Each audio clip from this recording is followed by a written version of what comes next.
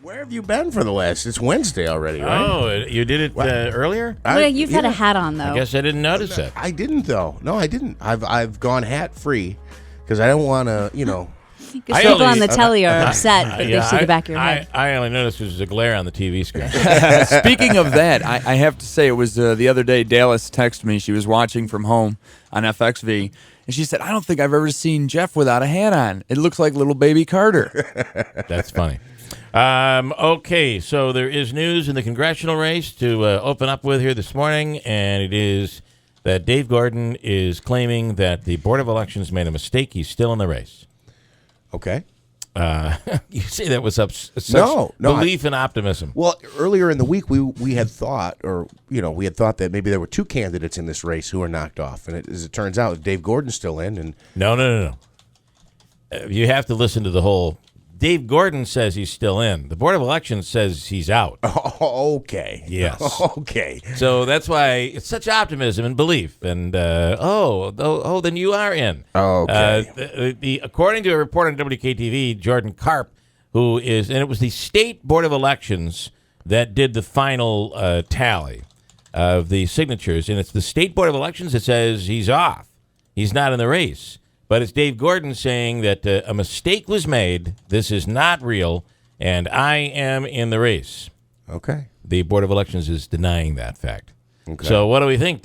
What kind of mistake could they have made? Oh, this signature isn't a duplicate signature, or this signature isn't eligible. That person is alive. $167 in his account instead of $66. Right. Well, the money's coming up. Right. But how do you make the mistake there? How does the Board of Elections make the mistake? I don't know. We're going to try to get the parties on this morning. Andrew's been reaching out to Dave Gordon. I'm not sure how successful he will be there. I'm not Dave Gordon's favorite guy. And also to Jordan Karp from the Democrat side at the Board of Elections, try to get the latest on what they're saying. But according to the report on WKTV yesterday, Jordan Karp said there's only one person in the race, and that is Kim Myers. There will not be a Democratic primary. Right, in the Democratic race. But, objectively speaking, Dave Gordon could be right. They could have made a mistake, and we're just going to look into it more, right? You're absolutely right, Christine. We have to be objective. Yes, you do. And I just think the whole thing is a joke. Just end it. Why is this continuing? It's a joke. It's a joke. It's like a joke pulled on everybody. Why continue it?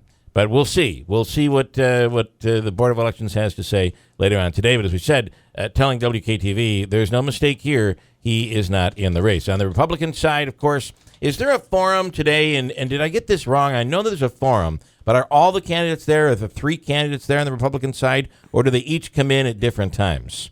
Or actually, it's not just Republicans. They're doing Republicans and Democrats.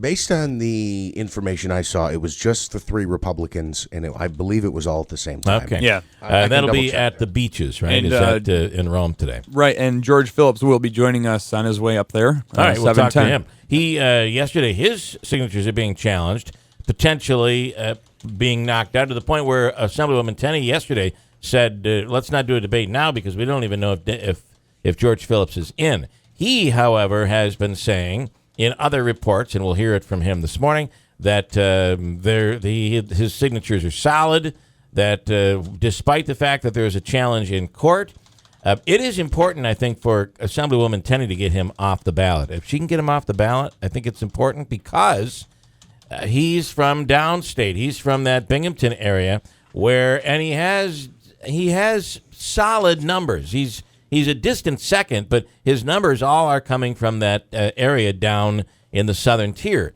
So that is essential, I would think, for Assemblywoman Tenney in her bid to become the Republican nominee. So a lot there. Speaking of the nominee stuff, Trump with a huge win yesterday in West Virginia and Nebraska, and Hillary loses again to Bernie Sanders in West Virginia. Kind of knew this was going to happen, but this is not the sign of a strong candidate who's moving on to this is kind of like one that's really limping into the nomination.